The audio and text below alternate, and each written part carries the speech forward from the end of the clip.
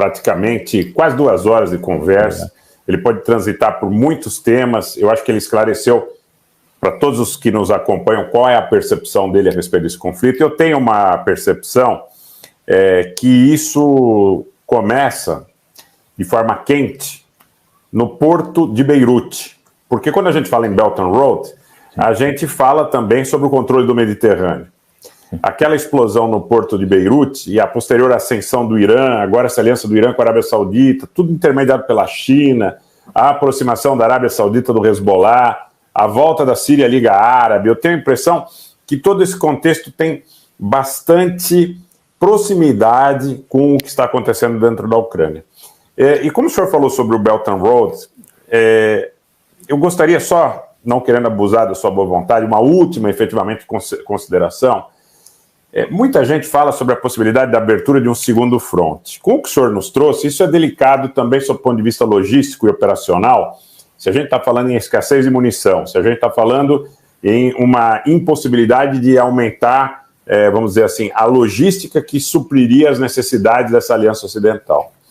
Mas a gente vê a situação tensa na Península Coreana, a gente vê a questão do Indo-Pacífico que é latente, a gente vê a questão do Cáucaso que é muito delicada, a própria postura do Azerbaijão em relação à proximidade com Israel e a impossibilidade, muitas vezes, de atender, vamos dizer, o que seria o alargamento, no meu modo de entender, da fronteira norte do Irã e da fronteira sul da Rússia, sob o ponto de vista da sua comunicação logística.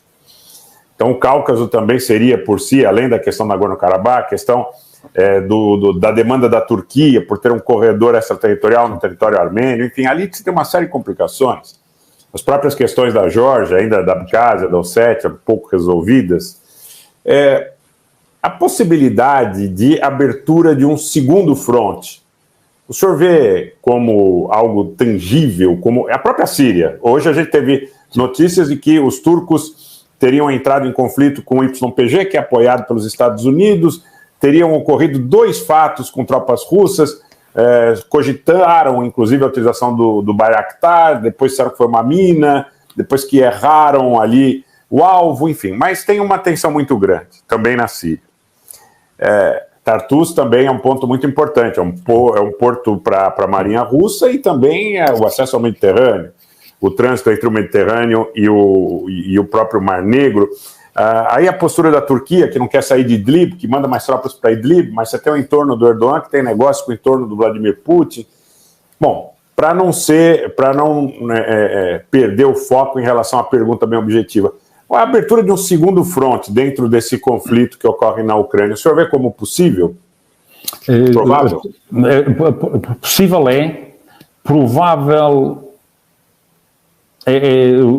provável sim, para ter implicação direta terá que ser o nosso entendimento no espaço, digamos, espaço estratégico de interesse permanente da Rússia. Portanto, creio que difícil, na nossa opinião, na Síria, porque há um entendimento muito próximo entre Erdogan e Putin, e até porque estas eleições mostram que Erdogan é um sobrevivente, não é? E ele percebe exatamente quem é que preparou, digamos, a própria comunicação social, o ambiente comunicacional que se foi criado, aquela reunião de 6 partidos da oposição, portanto, todo o cenário que foi montado foi precisamente já numa perspectiva digamos, de o ver fora do poder.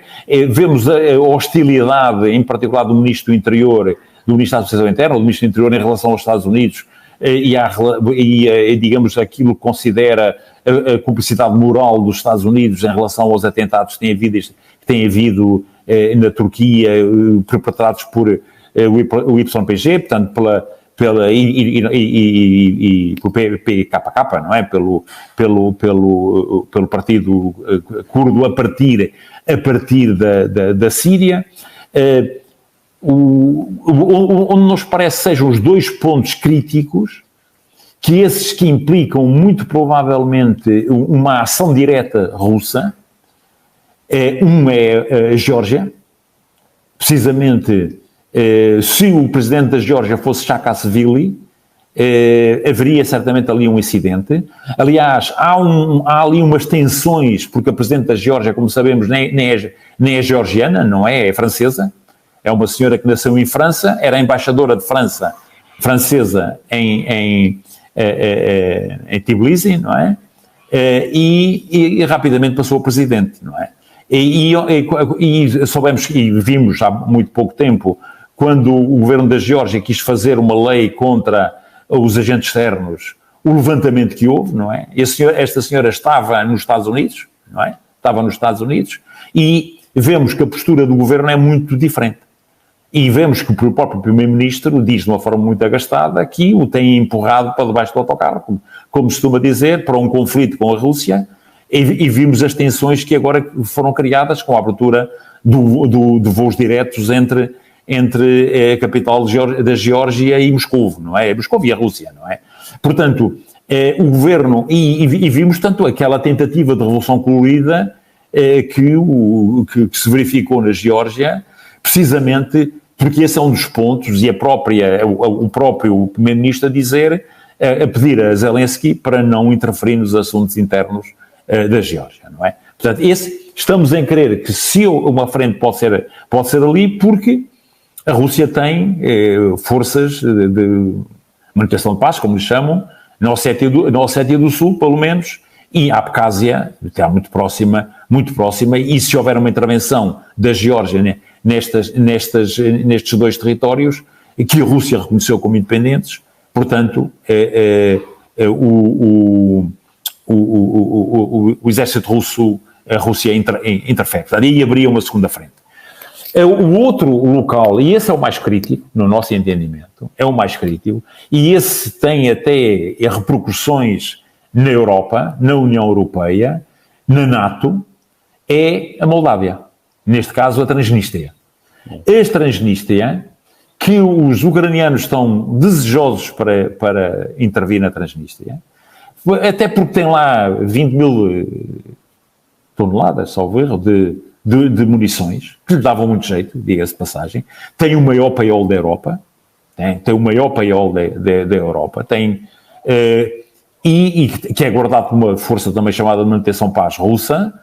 É uma zona, embora a Moldávia fazia parte da Bessarábia, não é? É o que resta ali da Bessarábia, que foi integrada em certa medida na Ucrânia, é gente eslava, fundamentalmente ucraniana e russa, são muitos descendentes de militares russos soviéticos que ali estavam, e ao passo na Moldávia, digamos, o desenho é diferente. Há outra região ao sul, que me foge agora o nome, que é uma zona também que não está muito satisfeita na própria Moldávia, não está muito satisfeita com a Moldávia, e há a senhora Sandu, Maia Sandu, que é mais romena do que moldava, e que anda a pescar o olho à NATO, e embora na Constituição da Moldávia, a Moldova, ou a Moldávia, como queiramos chamar, seja um país neutro, não é? Mas temos lá a NATO a entrar em força, a União Europeia a prometer este mundo e o outro, e a senhora Maia Sandu, digamos,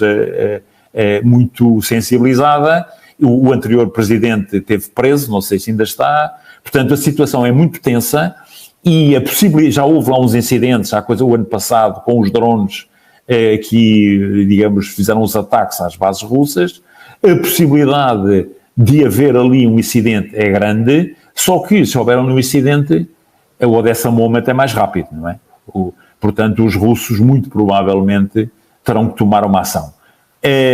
Estes parecem os dois pontos onde eventualmente até nesta ação ofensiva, como falamos inicialmente, ações criativas, estamos convencidos que os ucranianos são muito criativos, não são os ucranianos, mas são quem os assessora, no nosso entendimento, é um pessoal que está ali do lado do Canal da Mancha, são os assessores que são muito criativos, portanto, e que têm sempre estas ideias luminosas, e depois tem aquele cidadão Kirilo Budanov, que ninguém sabe se está vivo ou se está morto, provavelmente, talvez, a última vez que foi visto foi no dia 28 de maio, no dia 29 a sede do GUR foi atacada, não é?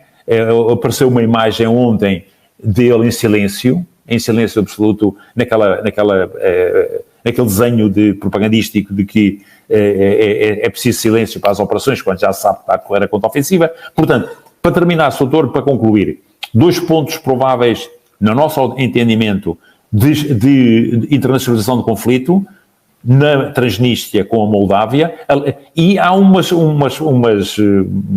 já houve um desmentido, mas que a senhora Sandu terá dito na última reunião, naquela reunião das democracias europeias, que foi há coisa de 15 dias, que compreendia a preocupação da Ucrânia e que, se necessário, permitia o acesso da Ucrânia para a resolução de questões de ordem e de segurança. Já houve desmentidos, não foi muito claro por parte do governo da Moldávia. Na Geórgia, com este governo no momento, não nos parece, mas são, no nosso entendimento, as possibilidades. O maior risco, neste momento, de internacionalização é Polónia. Polónia, com a entrada, já há milhares, segundo as informações, já há uma enorme quantidade de polacos a combater, uma legião polaca a combater com os ucranianos. Portanto, a entrada da Polónia e a eventualidade do estacionamento de F-16 na Roménia podem levar à internacionalização do conflito. Vamos aguardar, Sr. Doutor. Perfeitamente.